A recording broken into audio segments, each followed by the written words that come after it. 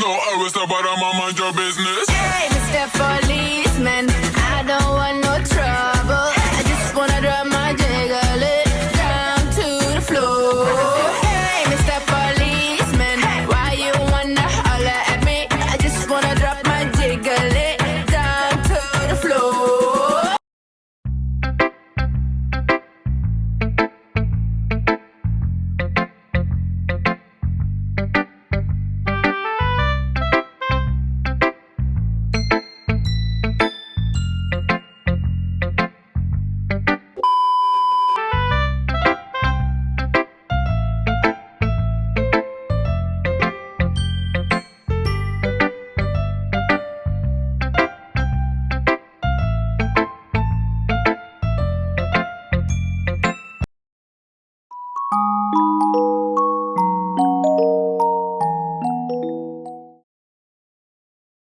Dame más gasolina. Ella le gusta la gasolina. Dame más gasolina. Le encanta la gasolina. Dame más gasolina.